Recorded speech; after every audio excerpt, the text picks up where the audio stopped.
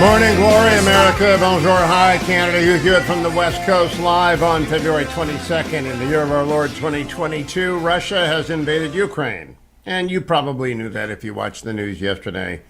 Russian tanks have rolled into the two breakaway regions of Ukraine after Vladimir Putin recognized their, quote, independence. He had puppets there. So he issued decrees late yesterday after what can only be described as a bizarre 1 hour long rant on the television that probably have finally persuaded most people that Putin is around the bend. And there isn't going to be a lot of discussion with a sociopath who rewrites history. It's easier to deal with dictators when they say, I want it and I'm taking it, as opposed to dictators who take you on Alice in Wonderland reviews of the last 70 years. It's just not true what he said, so I'm not going to cover that. But he's in, the tanks are into Donbass, and the two, fake states. The question is, where do they go next? And we'll be watching that. It's just another stage in a full-scale invasion. Now, what is hard to understand is what the EU is going to do, because the Germans don't come out and say that Nord Stream 2 is done and we're blowing up Nord Stream 1, which is what they should do. Russia should be cut off from the foreign exchange that they're making from their oil and gas. Remember, it's a gas station with trees. It's Saudi Arabia with trees. All they've got is oil and natural gas and rare earth minerals. They can export some weaponry, not a lot. It's not very good. The Russians are still the Soviets when it comes to being very good at anything. They're not. But they are. They got 150,000 to 190,000 troops, and they're rolling in, and we will see what happens. They're not engaging directly with Ukrainian troops yet. Matter of time, I think. Wall Street Journal, Putin orders troops into Eastern European after recognizing breakaway republics. The Financial Times, Vladimir Putin warns of bloodshed as he orders Russian forces. Again, many people are trying to make sense out of this nutty address he gained. Oligarchs are desperate. The Russians who took all their ill-gotten gains and moved to London because, after all, who wants to live in Moscow, are begging the United Kingdom not to throw them out. Throw them out.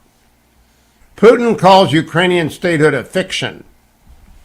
That's one of the things he did. Now imagine if Mexico described Texas statehood as a fiction, and therefore they were sending in Mexican troops to Texas. Or better yet, imagine if we called Nova Scotia a fiction. And I don't know if anyone lives in Nova Scotia, but let's say that they do. I know that there are people in Nova Scotia. And we sent troops in there. It's the same deal. Just because you're invading a little bit of a country doesn't mean you're not invading the country. Putin is invading the country. So he had to give this big, long speech, which he no doubt wrote in his head, to give the Russian people who watched it last night some sense of, why is our country doing it? We're about to get hammered by sanctions. Everything is going to get more expensive. There's not going to be American troops going to war. The European Union, this is not a NATO war. Article 5 is not involved. But everyone's going to bring the hammer down on everything Russian. And so every Russian business that sold things to the West, not so much. Every Russian who had planned on studying at Princeton next year, you're not coming. And hopefully every oligarch who owns every house and yacht anywhere in the world has to go back to Moscow full time. We don't know the extent of the sanctions yet. The Journal had a story up yesterday by Stephen Fiedler. What's the end game? And the argument was that he wanted to unravel post-war agreements that humiliated Russia.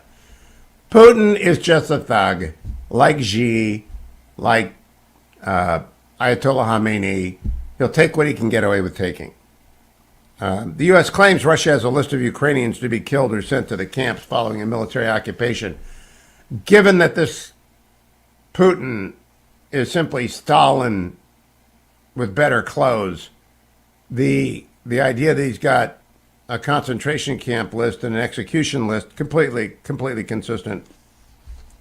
Spy Talk is a very in-depth look at nasty characters who inhabit the world of espionage. Putin's top enabler is called Alexander Bortnikov. which and he looks like a killer, and he is a killer. He runs the FSB. The FSB runs Russia. You're not going to hear a lot of dissent. Did you know the Olympics, the genocide games are over? As the sports prison bubble bursts, everyone is saying, why did NBC do that? Why did anyone sponsor that? That was a disaster. Viewership total was down by a third over the already miserable rankings from South Korea. And it's because, look, everybody knows Jimmy Lai is locked up in a Chinese prison. Jimmy Lai at 74, great Catholic gentleman of Hong Kong, big free speech, big entrepreneur. They locked him up. They've got 1 million Uyghurs in camps.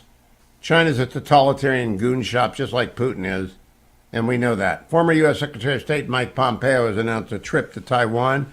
Good for Mike Pompeo. This is a great thing. Everyone should be going there. Pompeo is joined by Miles Yu, a senior China policy planning advisor to Pompeo during the Trump administration. He's now a senior fellow at Hudson. I've had lunch a couple of times with Miles. I think Miles might be the most hated man in the People's Republic of China. Meanwhile, the U.S. nears return to Iran nuclear deal. No better way to project strength to Putin, right, than by caving on the Iran deal. They rejected. Wendy, what more do you want from the United States? Sherman, our Deputy Secretary of State, and Tony Blinken are busy giving sanctions relief to Iran, and U.S. has been criticized by Prime Minister of Israel, Bennett, and the U.S. said, nah, get out of here. Israel, by the way, has lost 10,000 deaths to COVID. Noted that in the paper this morning. Donald Trump launches his new Truth Social app. If you download Truth Social from the App Store, you can get online there in the event that it becomes big. Education, traditionally a strength of has Democrats on their heels, according to the Washington Post.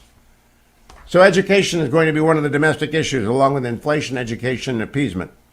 Open border, and closed police precincts. 8 subway attacks in New York over the long weekend. Frackers are going back to oil that they abandoned a long time ago because Brent crude's at $98 a barrel. Apple is in the target zone, and there's a lot of news on COVID. All of it is, it's over, get over it, get rid of the masks in school. It's over. We're done. We got to go worry about a dictator on the loose in Ukraine. Don't go anywhere. I am Hugh Hewitt on February 22nd, 2022. Welcome back, America. I'm Hugh Hewitt. Many callers are waiting, but David M. Drucker is on the line. Drucker, of course, you see him on every network. He works for the Washington Examiner, is author of In Trump's Shadow. So Putin is invaded. Does it matter for American politics, David Drucker? Well, I think it matters for American politics in this way. Especially right now, I don't know that Americans are dialed in to these overseas crises as intently as you and I are. But whenever these crises impact U.S. standing in the world, impact the U.S. economy, impact how people perceive the country's strength or lack thereof, that can bleed over into American politics. We saw that with the rise of ISIS under Barack Obama. It wasn't so much that the American people were concerned about the Middle East, but when what was happening in the Middle East appeared to impact their safety and security and the standing of the country, it became, over time, a big issue in the 2014 midterm elections. David, let me read to you a tweet that I put out on Friday. Legacy media is going to have a very tough time working around the fact that the tyrant Putin invaded Ukraine in 2014 and will do so again in 2022. But did not do so between 2017 and 2020. Why was Putin deterred in those years, but not now or in 2014? Don't expect a lot of analysis. That has had 2 million impressions, 5,000 likes, 1,500 retweets, 2,500 comments, half of which are applauding, half of which are angry. Why is it that Trump upsets people so much that they can't recognize the obvious? He's scared Putin because of his unpredictability. Look, we can talk, from a 30,000 foot level about the ways in which Trump is a different sort of politician that for most people, you either really liked him or thought pretty highly of him, or you really disliked him or just didn't think highly of him. Our job in the press is to get past all of that and handle these things as equally as possible, as objectively as possible with our analysis, albeit it's always going to be informed by subjective opinion and worldview. But it's a good point to make, right? And I think a lot of this with President Biden doesn't necessarily precipitate from the fact that he's not Donald Trump, and I didn't think that Donald Trump's unpredictability was always the asset that it appears to be to many. But I do think this goes directly to the chaotic withdrawal from Afghanistan, which appeared to show to adversaries around the world that the U.S. was uninterested in leadership, uninterested in confrontation, and would not stand up to aggression like this. And you see, that's a better answer, David. That's a better answer. What? You came up with the best answer, which is Putin got what he wanted in 2014. Trump neither deterred nor encouraged him. He just got what he wanted. But then Afghanistan happened, and Putin said, "Oh, the door is open. I'll take more." Yeah, look, I think I think that that's a very viable, explanation. It also isn't the crazy Donald Trump was in Putin's pocket, so he was getting what he wanted anyway, which is mostly what I've gotten from Michael McFaul and other blue checks who have to explain the fact that Putin didn't send tanks in while Trump was president. Look, I think it's very possible, especially from guys like McFaul, who I like, that there are other explanations for this, that this is a very sensible explanation. I think, ironically, President Biden, although I could criticize various aspects of his approach to this particular crisis with Russia and Ukraine, has probably been much more stiff-armed, has had a much stiffer spine than I think Putin probably expected, based on what he saw in Afghanistan, and possibly just based on the president's sort of dovish approach to foreign policy over the decades. But this is why everything in politics, domestically and internationally, is always interconnected. There's no such thing as a separate deal here and a separate deal there. People are always watching, and they're making decisions and connecting everything to everything.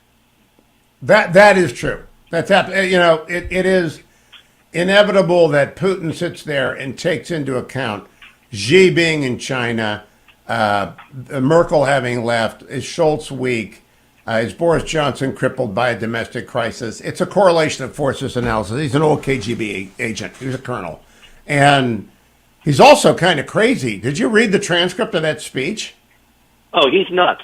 But he's a smart nut job. I mean, he is just he looks at the world in a very different way. Look, another way, by the way, Hugh, to talk about this example I made. So I remember years ago, the late George Shultz talking to him and how he linked the air traffic controller strike and Reagan's willingness to fire them all to internationalize. He didn't talk about it in a domestic sense. He talked about it in the context of foreign policy, that sent a message to adversaries and allies around the world that he was serious about his decision-making. And when he made a decision, he stuck by it. Yep. Yes, and that's what I mean about all these things being interconnected. Here you have a domestic skirmish between a president and a union. Doesn't seem like much. And George Shultz, who held 5 different cabinet positions for like 5 different presidents, is explaining how that one episode meant so much to the Cold War and Europe and what was going on across the Atlantic. Good point. As always, David M. Drucker, the book is In Trump's Shadow. Putin is no longer in Trump's shadow. He's in Ukraine with tanks. We'll continue the update from the East when we return, America. Hour number 2 of the Hugh Hewitt Show. Straight ahead. Thank you, David. Morning, glory, America. Bonjour, hi, Canada. Hugh Hewitt here live on the West Coast for a couple more weeks, joined by Byron York of the Washington Examiner. You also see him on the Fox News channel. Follow him on Twitter at Byron York.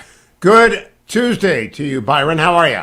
Good morning, Hugh. Doing well. So the Vladimir Putin has invaded Ukraine. And I posted up... The White House doesn't agree with that. Well, yeah, but explain what the White House... Apparently they backtracked their invasion comments last night. Yeah, well, the thing is obviously President Biden has been saying for weeks that we would be really, really, really, really tough if Russia invades Ukraine. Matter of fact, there'd been this kind of debate about whether the United States should impose sanctions beforehand, but Biden always said no, deterrence is promising what you'll do if they act, and if they act, boy, we're going to get them. So you see them moving into these regions yesterday, and the White House decides to redefine the word invasion. There's a press call with a senior administration official. Those are pretty common practice in Washington, who said, quote, Russian troops moving into Donbass would not itself be a new step. Russia has had forces in the Donbass for the past 8 years. And I'm going to read from Politico. It's an important distinction, as an invasion would trigger sanctions on Russia and imperil diplomatic meetings that are set on the condition that Russia not invade Ukraine. So Russia has not invaded Ukraine.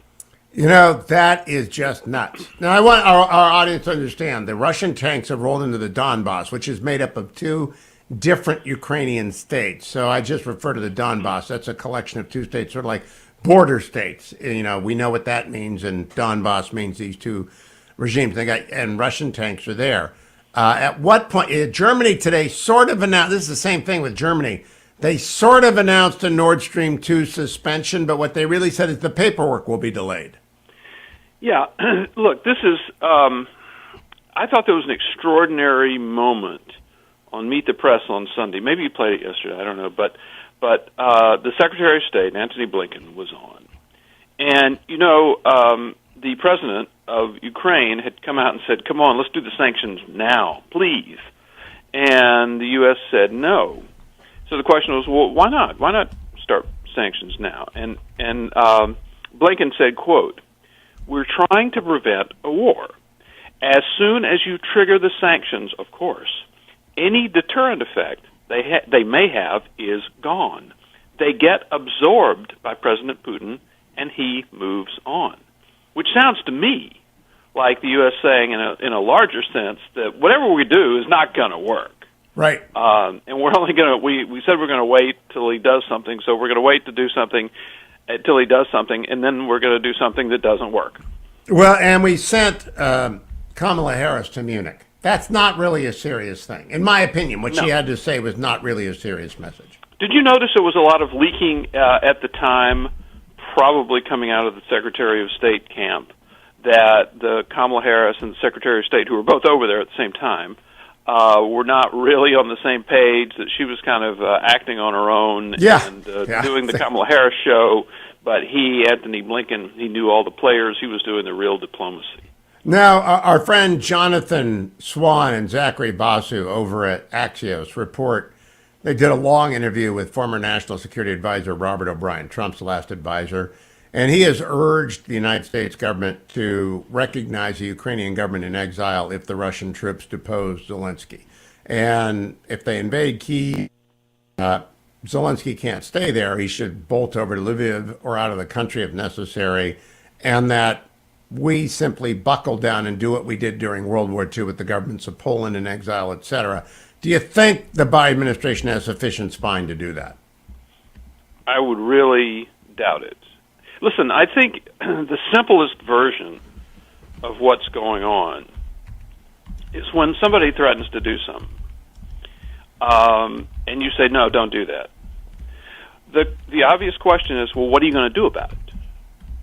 And so the question is, what are we going to do about this? And the answer is, we're not going to do a whole lot. And everybody knows that. I mean, I think maybe Boris Johnson will do a lot, Byron, because he has a political need to be strong. He might take away all the oligarch money, which it would be fine by me. Well, perhaps he will. I mean, he's kind of been engaging in. He's declared COVID over. He's saying, "Please let me be prime minister." Sorry about the parties. COVID's over. You can go out and have a party, and just like I did at number 10. So, perhaps that'll be the case. But I think that the Russians look at the United States, and which is the major player in all of this, and say they're just not going to do much. And I think that that's probably the case. And also, I don't think there's a lot of political will to do a lot in the United States, and the president has not tried to build support for that. Well, they vetoed, they filibustered Russian sanctions last week. Ted Cruz on Fox News pointed out Yeah. that as they were decrying the filibuster as a tool of racist oppression, Right. the Democrats used it to stop sanctions on Russia. I really do wonder, though, do the Democrats worry at all, Byron? This is a political question that requires your kind of knowledge of Democrats. Do they worry at all about becoming the San Francisco Democrats of 1984? And if people don't remember that, that was the Dianne Feinstein era. They were weak, weak, weak. Everybody knew it. Walter Mondale ran it. The inordinate fear of communism that Carter put out there, they were just weak. And the American people don't like to be weak.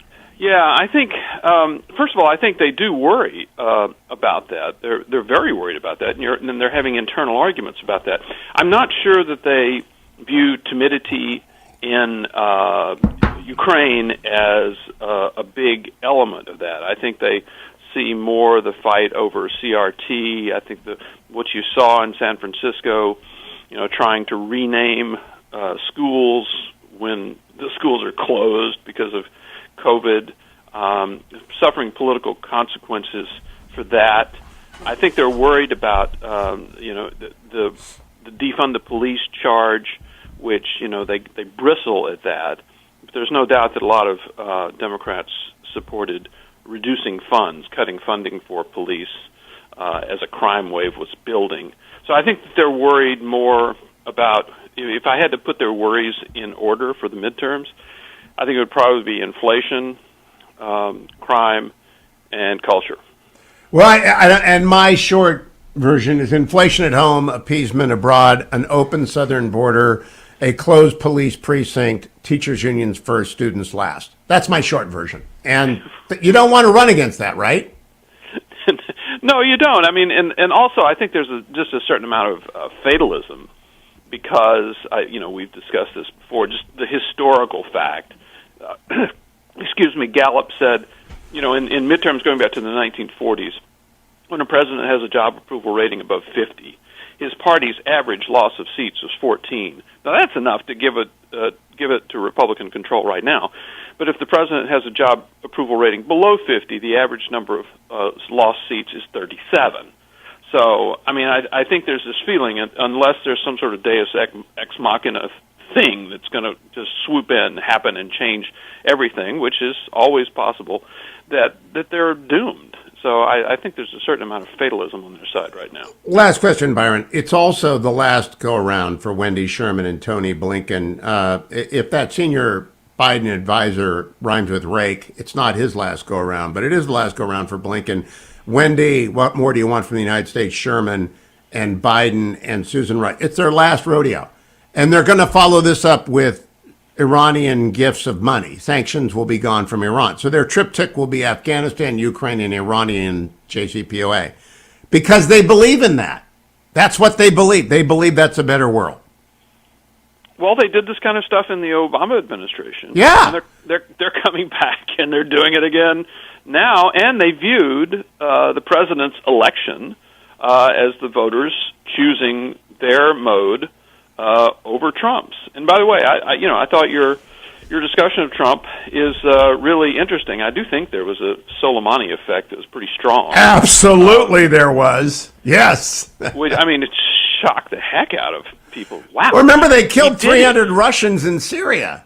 Yeah, that was it. I was just reading about that, as a matter of fact. It was in January, February 2018. Yeah. Where this Russian-backed, they're mercenaries, some of them are Russians, and they're attacking in a small group of United States soldiers and a lot of air power, just absolutely obliterate them. There were 40 Americans. They called up Mattis. They sent the deconfliction line, and Mattis said, well, eliminate them. And they were eliminated. They were eliminated. Mattis is very matter of fact about it. Well, then, eliminate them.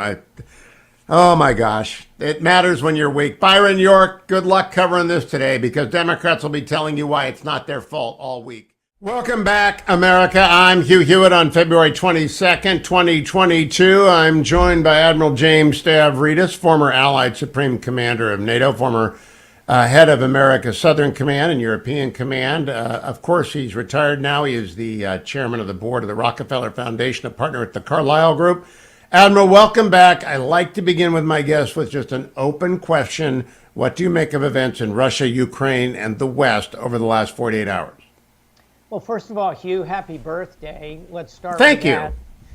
And we'll always remember that on your birthday, Russia invaded Ukraine. And That's right.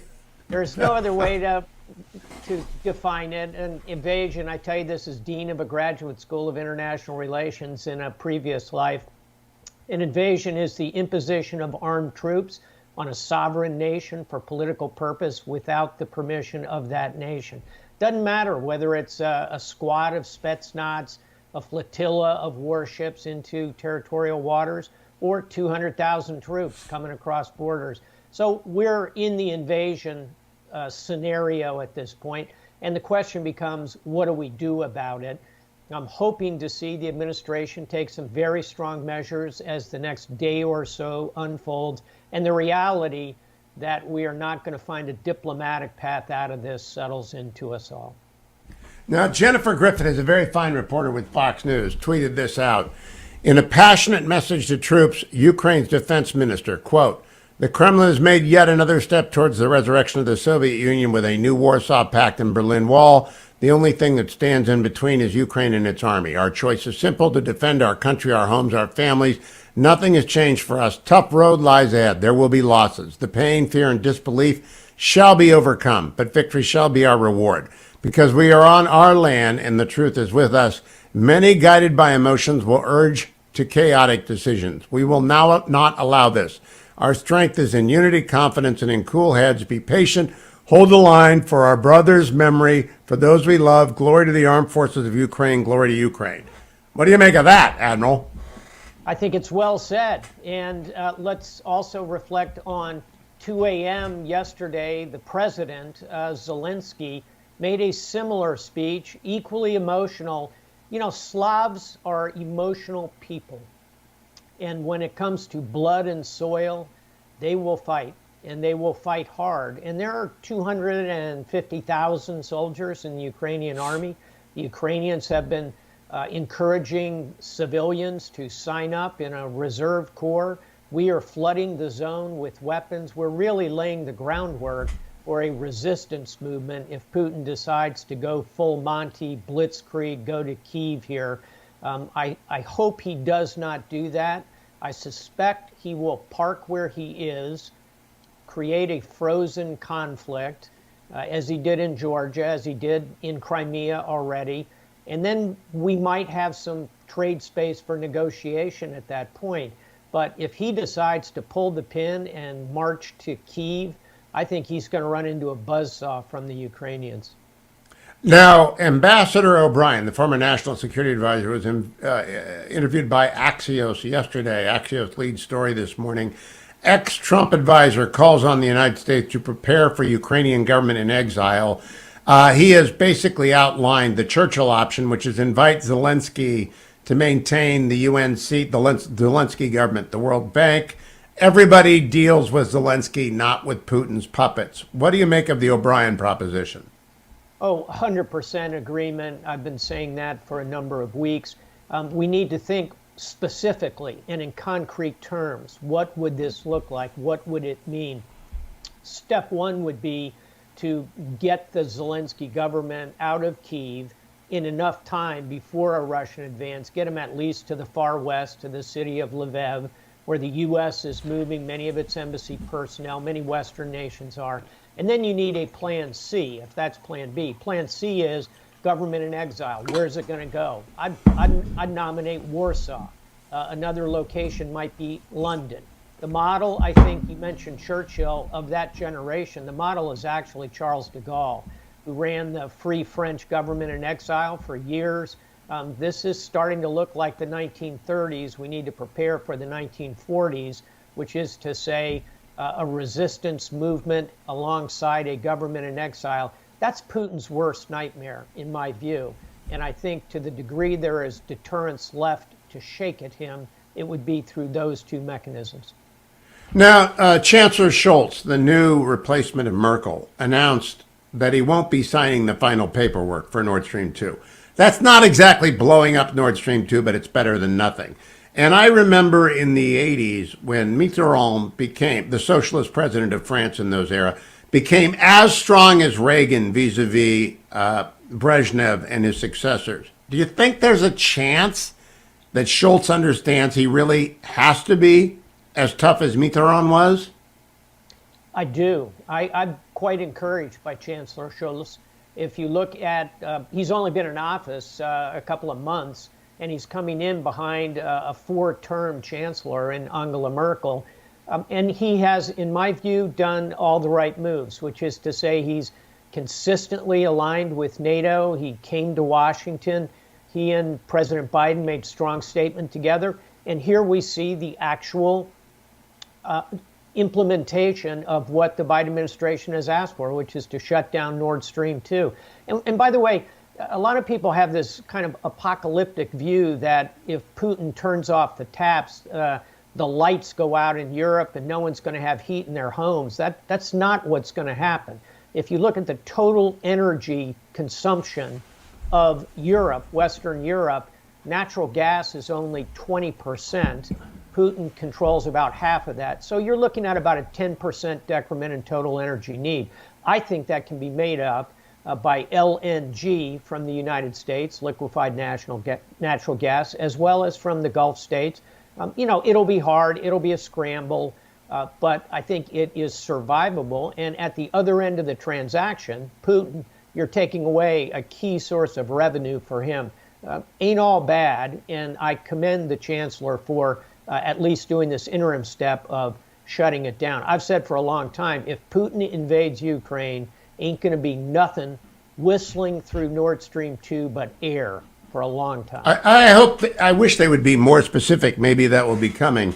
But I nurse this Mitterrand hope because Mitterrand surprised us all in the 80s and he was tough as nails on the Soviets. Let me turn, if I can, to Poland and Lithuania. The people who are most in danger beyond the Ukrainians are probably the Lithuanians. There's a Russian enclave within Lithuania. But that's an Article 5. Would we really go to war over Lithuania, Admiral? 100%. And I think that also at risk is Estonia, an even smaller nation, just over 1 million people in Estonia, but it has a fairly significant Russian-speaking minority. Putin has made noises about this as well. And don't forget, Estonia, Lithuania, and Latvia were all at one time part of the USSR and part of the Russian Empire. So it kind of falls into this, in my view, deeply flawed argument that Putin is using about Ukraine. So yes, the Baltics ought to be particularly concerned. Poland has its own very bad history, shall we say, with Russia. And so these nations are lucky to be behind the Article 5 guarantee. The two that I think are interesting to look at in this moment, Hugh, are Finland and Sweden, who do not have Article 5 guarantees, have exceptionally strong militaries, are watching this debacle in Ukraine unfold and have to be thinking, maybe this is time for us to join the NATO alliance. That, again, is part of Vladimir Putin's worst nightmare. The grand irony here is that Putin's actions are going to create a series of strategic failures for the Russian Federation. He ought to be a better chess player than he seems to be. Now, his speech yesterday, I don't know if you watched the simultaneous translation or just picked up the news. That's not a normal person's speech. It is not. And by the way, you don't have to be a fluent Russian linguist. Just watch the clips of that. Putin does not look well. He looks very heavy and puffy. His eyes look bad. He's snapping his head in weird moments. The whole choreography of it is off. And he's got 6,000 nuclear weapons. I mean, this is a very worrisome period of time for the world. Now, in terms of the people around him, I used to know everybody on the top of Lenin's tomb, but they don't do that anymore. There's only Putin, and then there's the head of the FSB and the head of the international group. And then I don't know anyone. Is there anyone that can check him, or is he genuinely as isolated as Stalin became towards the end? There was never that Khrushchev, Brezhnev, even the fellow who ran the KGB for a while, his name will come to me, that succeeded Chernenko, not Chernenko, but the other guy, they all had people around. Andropov, that's it. They all had people around him. Is there anyone around Putin that can check him? No, and that is why we ought to be very, very, very concerned. I think there is not only no one who can check him, as far as I can tell, and going back through my own knowledge of our intelligence, there is not only nobody who can check him, there is nobody he listens to. So, again, very dangerous moment. And so you have to make some tactical choices here about how to respond. You want to respond in a way that does not push the world to the brink of a nuclear collision with Russia. On the other hand, I think it is a moment for strength. I think it is a moment for extremely sweeping economic sanctions, arming the Ukrainians, again, preparing for a Ukrainian government in exile to run that resistance. This is not the time to give Vladimir Putin a lot of space on the international stage. You know, Admiral, last question. I've met a few people who have met Putin, and I have their assessments. I don't know if you met Putin when you were head of NATO, did you? Briefly. What do you make it? Who do you compare him to in your reading of history and your reading of modern times? I don't think there's a comparative figure. What I worry about him most deeply is that he seems to be driven by anger and resentment. You know, Napoleon said, a leader is a dealer in hope. Vladimir Putin is a dealer in fear. And that is a bad quality in a leader. And grievance. I mean, that speech yesterday was all grievance. I mean, it's all made up, the history that he made up. I guess Russians don't like the fact that Kyiv is actually older than the Rus, right? It is indeed. And there's a lot of old bad history between Ukrainians and Russians. Putin tends to gloss right over that.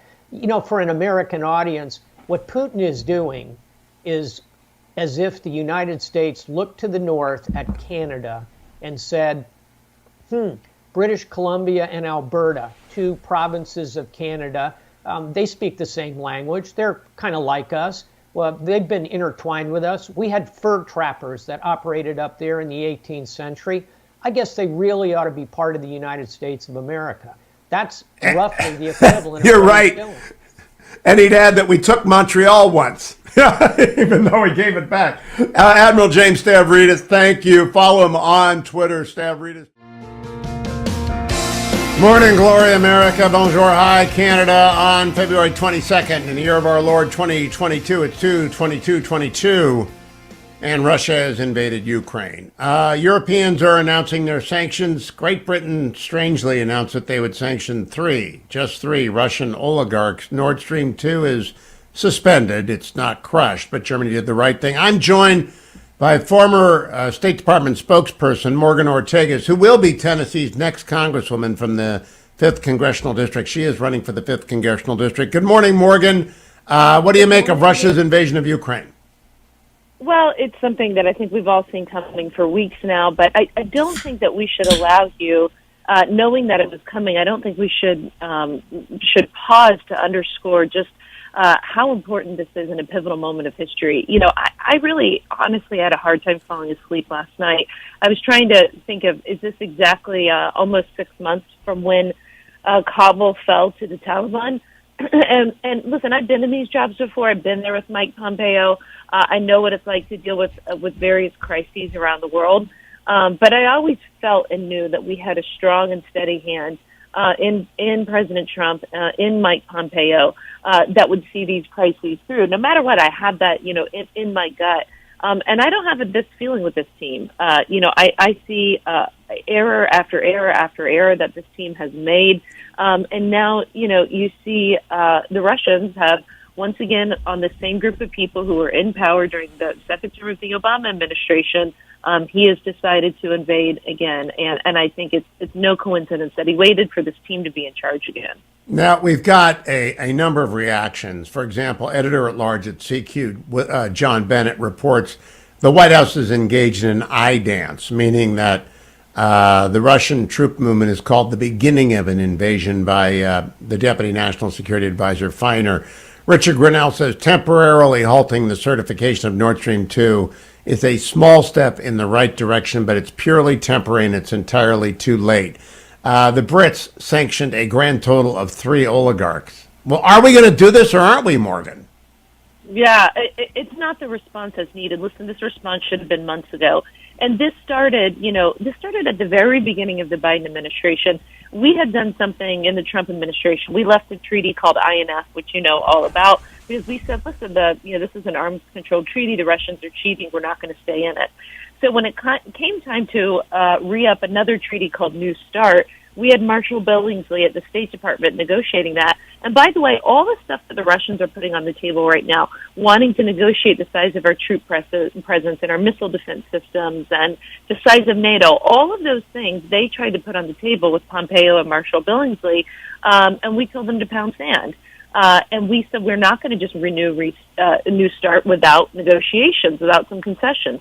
What did the Biden administration do? They came in, they just renewed New START. They got nothing for it, no negotiating, just redid it. And then of course you saw Nord Stream 2, et cetera, et cetera, et cetera. But one thing I want to make clear, Hugh, is that a lot of people, there's a lot of revisionist history on cable television about, especially on the left right now, about what Trump did or didn't do with Russia.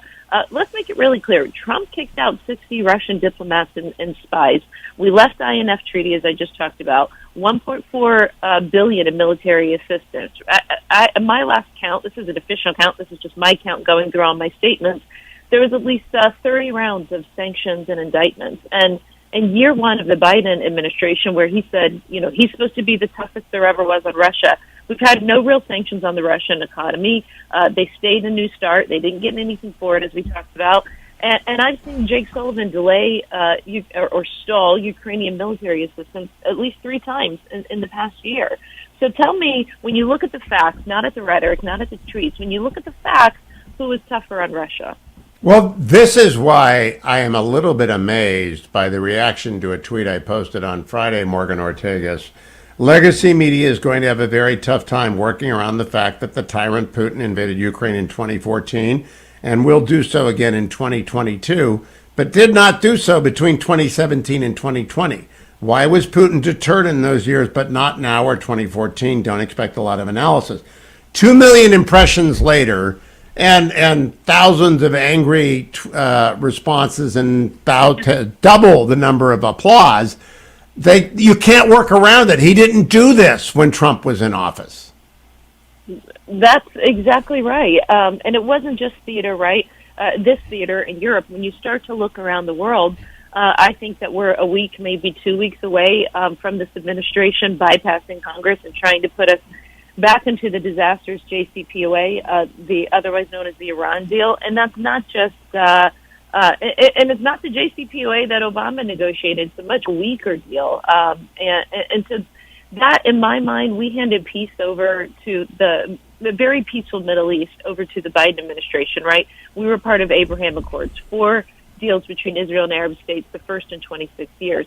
And what happens when Biden takes over? Within 3 months, Hamas is hitting Israel. Within 7 months, Kabul's gone to the Taliban. A year later, you see what looks like now the Russian incursion in Europe into Ukraine. So this is a disaster. And by the way, this is the reason why President Biden should have held someone on his national security team responsible for the disastrous withdrawal from Afghanistan. I don't know if this is Sullivan. I don't know if this is Blinken. I don't know who this is, but this is an incompetent team. And you just mentioned something. We are going to get the triptych, the triple play, the hat trick. Afghanistan collapse, Ukrainian invasion, Iranian sanctions relief. We're going to give billions of dollars to a terrorist state and get nothing. When they're on their back, they're literally dying of lack of revenue. And Wendy, what else can I do for you from the United States? Sherman is going to resurrect that. It's unbelievable, Morgan Ortagus.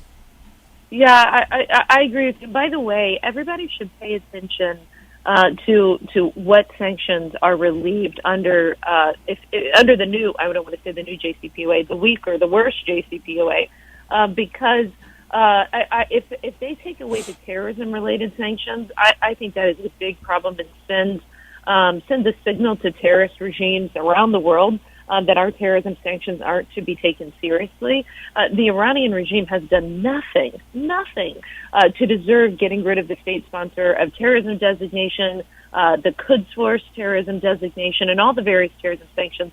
Listen, there are ways in which a terrorist group can say, you know what, we've turned from our ways, we've turned from our evil ways, we want to get back into polite society.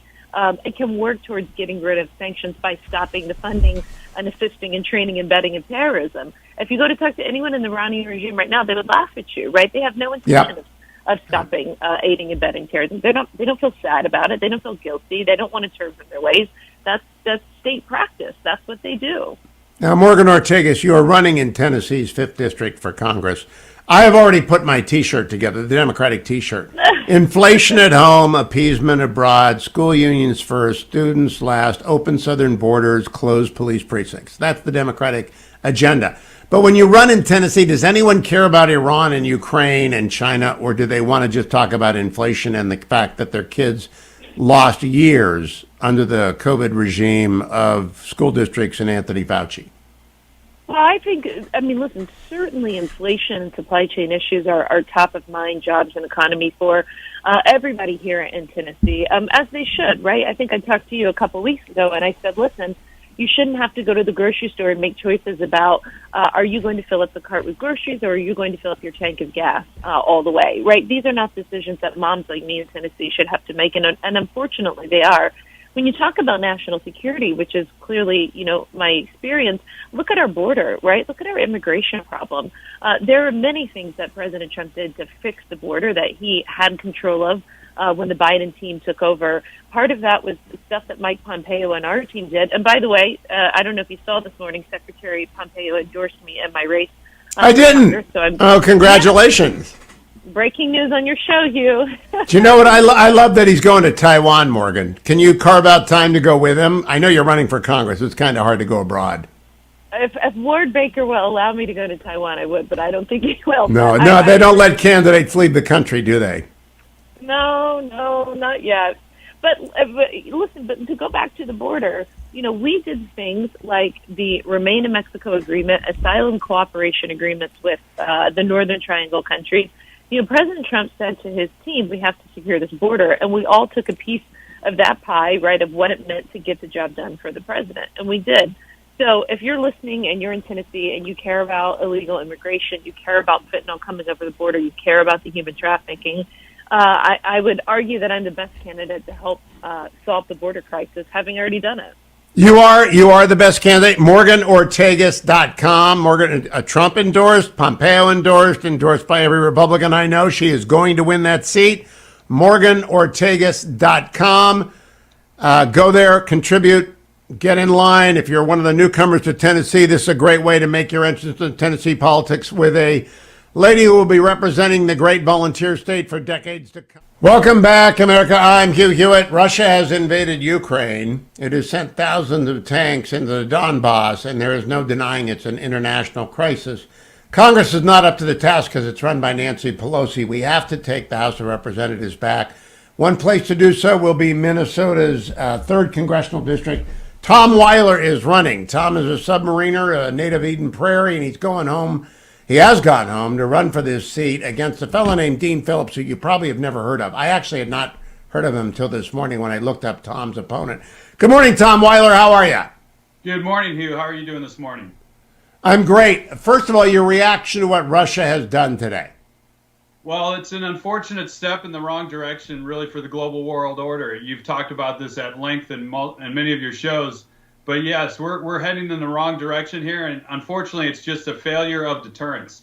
Being a submariner, I'm very well versed in deterrence, and obviously the hope of deterrence is to deter aggression. And in this case, deterrence failed because it was really never truly attempted by the Biden administration. There was plenty of opportunity for preemptive, both political and economic deterrent moves, and those were not done.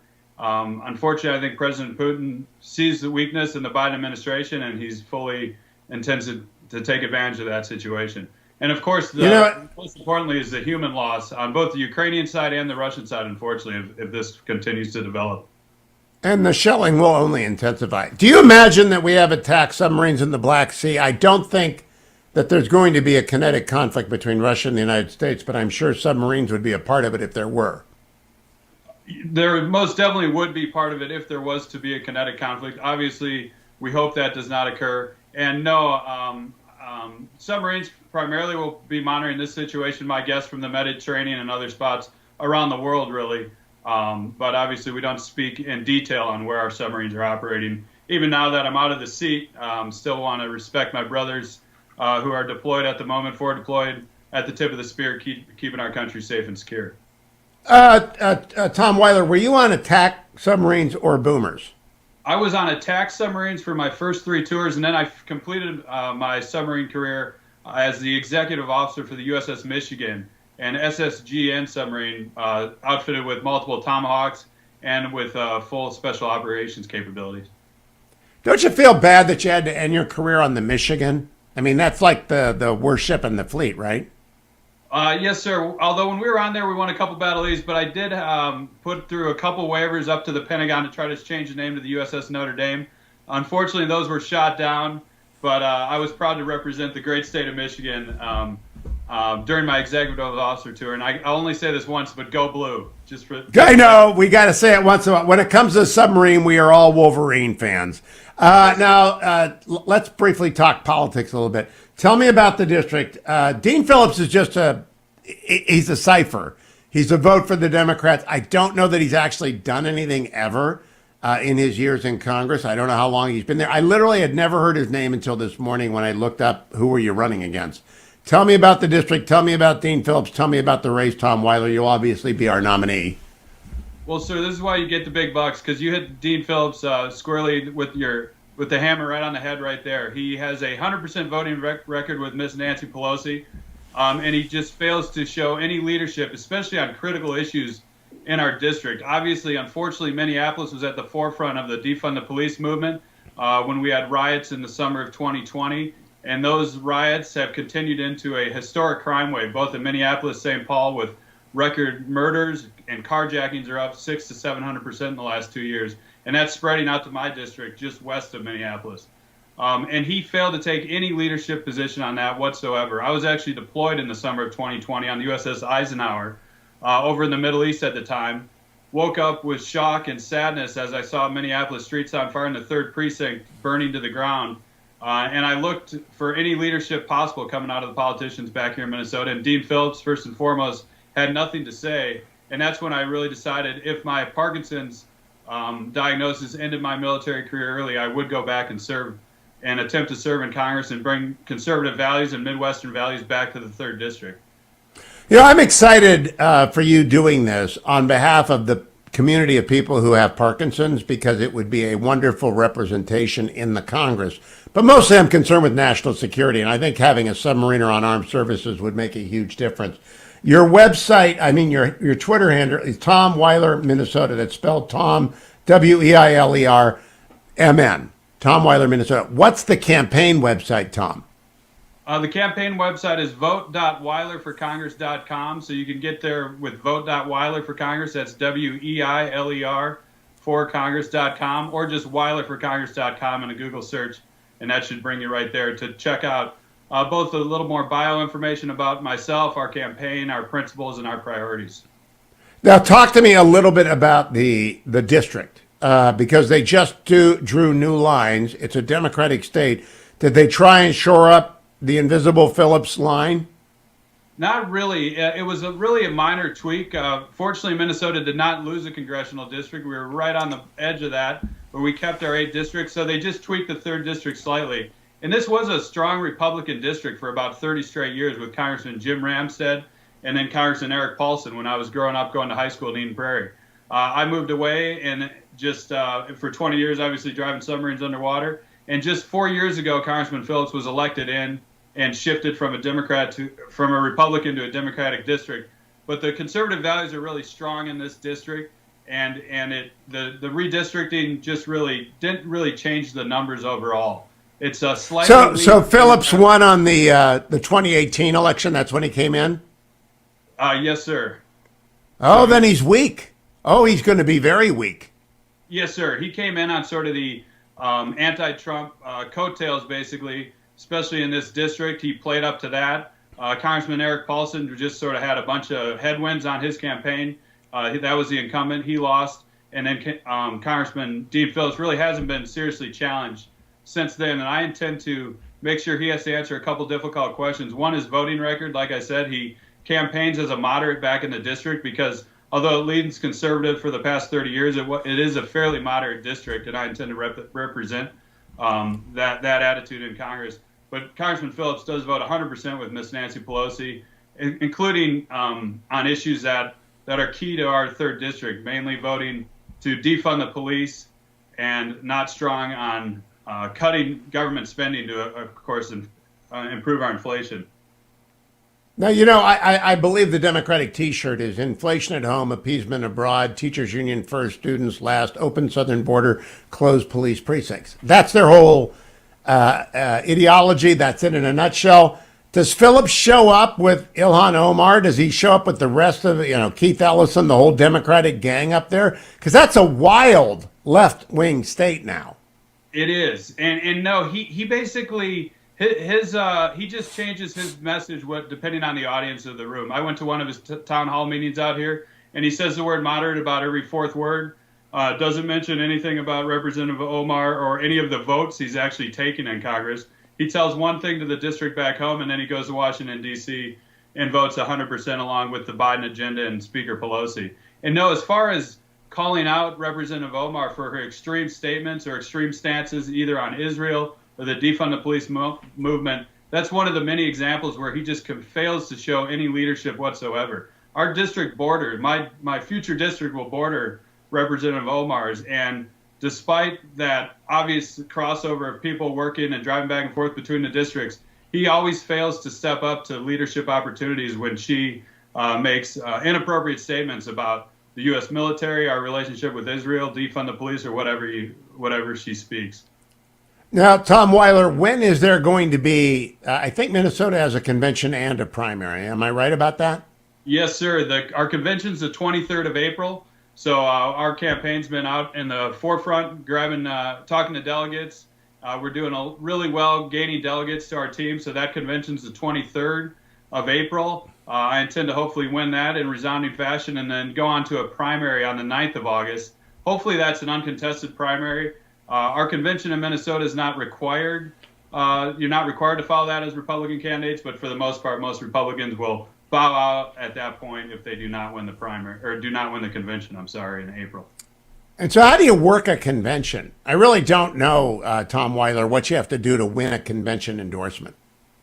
That's a great question. I'm a submariner by background, and my goal is definitely not to be a politician, but to be a representative for the great people in Minnesota. With that said, my understanding is you get delegates to vote for you. So I've been calling delegates, meeting them for coffee. Also got my friends and families from back in the district to be delegates themselves. So especially back in Eden Prairie, I have friends and family, parents, brothers, sisters, high school buddies who are all future delegates for me. So they'll hopefully support my campaign. Hopefully my parents still vote for me at the convention. So we're working the delegate angle and also talking to donors and getting our name out there, attracting attention. And really my goal the whole time is, like I said, to be a representative for the great people in Minnesota. And to do that, I need to beat Congressman Dean Phillips November 8th. I am hoping, Tom Weiler, that the power line in the Northern Alliance reassembles. Now, the Chad the Elder and that gang over at Frontiers, they've kind of gone south. But we need Lilacs and Hinterracker and Scott Johnson and the whole gang. Ed Morrissey's a de facto Minnesota cold people. We got to get them out there, and then we can come visit you at the fair in August. Yes, sir. That sounds great. Looking forward to being at the fair in the summer of parades in Minnesota. That's basically the political tour. So how many fairs you can go to and how many parades you can march in. So looking forward to our campaign all summer. And like you said, sir, getting through the convention April 23rd and then on to represent the people in the 3rd District in Minnesota. You know, I'm used to talking to military people and they use the word sir all the time. You got to get out of that, Tom. You can't refer to the media as sir. That's just not going to work. Yes, sir. I'm going to take notes on that right now. I'll get back to you. Tom Weiler is going to be a great representative from Minnesota in the 3rd. Thank you, Congressman. Come back, Congressman, in the future. Come back early and often because Right now, Minnesota's got a vacuum in that district with Dean Phillips. Tom Weiler, we need a submarine around armed service. Welcome back, America. Russia's invaded Ukraine. We will know more by this time tomorrow. I am joined by Blake Masters, candidate for Senate in the United States, race for Senate in Arizona. Good morning, Blake Masters. Welcome to the Hugh Hewitt Show. Good morning, Hugh. Thanks for having me. What do you make of Russia's move into Ukraine? Well, it's not good, but I can't help but notice when you have a weak Democrat in office, like Obama, Putin invades Crimea. When you have a weak Democrat like Biden, Putin invades Ukraine. When you have a strong Republican like President Trump, Putin doesn't invade anybody. You got to wonder why that is. You know, that is the most obvious observation, and I agree with you making it. I made it on Twitter, and boy, did the blue check heads explode. They can't let go of the Russia narrative about Trump, even when they've got bookend invasions. That's right. No, they really don't like it when you point out the obvious. Which is, I mean, Trump knew what Reagan knew, right? Which is peace through strength. You get peace when you're tough, and when you're weak, you know, you get what we're seeing right now, and it's dangerous. Well, I'll keep my eye on breaking news. But Blake, I want to introduce you to the Hugh Hewitt audience. I moderated a debate with 4 of the 5 Senate candidates. You were very impressive. A lot of people. You turned a lot of heads in the early morning. 850 people at 8:30 in the morning is kind of astonishing. Would you introduce yourself to the audience? Who are you? Why are you running? Yeah, well, thank you. My name is Blake Masters, and unlike Mark Kelly, my Democrat opponent in this race, I actually know Arizona. I can represent Arizona. I grew up in Arizona, and I still live in Tucson, my hometown. You know, I just look around and I see we are losing this country. And I don't think that's an exaggeration. I don't think that's hyperbole. I really think that in 5 or 6 years on this current clip, we won't actually have a United States of America that we recognize. You know, this is supposed to be a free country, not a country where the people in charge can just push a button if they don't like your political speech and cancel your bank account. You know, a real country has real borders. Right now, we feel it acutely in Arizona, the open borders. It's a huge crisis. Joe Biden chose it. He caused it. We have to punish these Democrats who failed. We have to get them out of office and get a new generation of leadership in who's going to use power responsibly and make sure we still have a free country. Blake Master, I've told people the Democratic T-shirt, the one that the Democrats wear, if they're honest, is inflation at home, appeasement abroad, teachers' unions first, students last, open border, closed police precincts. That's it. That's their 5 standards. Do you disagree with any of those assessments? That assessment is correct, and of course, that's a ghastly agenda. Like, it doesn't work. And that just shows how far left the party has gone. I think most Democrats individually are probably, you know, reasonable people who, if they were honest, they'd say, like, we're nervous about, you know, AOC and Chuck Schumer and Bernie Sanders pushing our party this far left. But, like, Hugh, 70 or 80% of Americans agree, like, you should have to show ID in order to vote. Again, 70 or 80% of people don't want to defund the police. That's the stupidest idea they've ever heard. We want more police, right? You're not supposed to teach your kids to hate their country.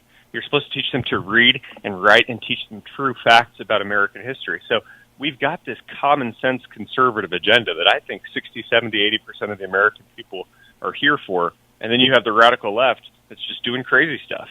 Now, Kyrsten Sinema is your senator in Arizona, and Mark Kelly is. Sinema stood up for bifurcation of the Congress, the uniqueness of the Senate, and the filibuster. Mark Kelly voted to abolish the filibuster. Does anybody care? I care a lot about that. That shows me that Captain Kelly is a radical, because that's a radical measure. Did Arizonans notice that Sinema said no and he said yes? Oh, yeah, they're noticing. You know, on the campaign trail, I'm in a lot of very Republican rooms. But when I mention Sinema, and I credit her for standing up for the filibuster, these rooms applaud. You know, and I still say, hey, we got to get rid of Sinema in 2024. You know, she's still a far-left Democrat. She still believes in federalizing elections, all that stuff.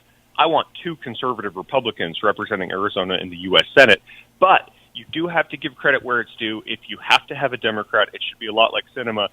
And I respect that she was willing to buck leadership and be independent. Mark Kelly said all the same stuff as Sinema did when he was campaigning. You know, I'll be an independent voice for Arizonans. And then he turns around and votes with Chuck Schumer 99% of the time. He's shown he's willing to nuke the filibuster, which would ruin the country. And I think that's unforgivable. That's Yeah, sentiment really is the new McCain, but I'd like a new Kyle, Blake Masters. I would like Arizona to have a conservative again. What's your website?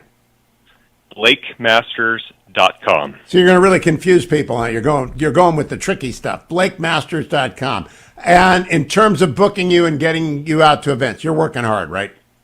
Working hard every single day. We're getting traction in this race. I have little doubt I'll win this primary. I'm going to send astronaut Mark Kelly home in November.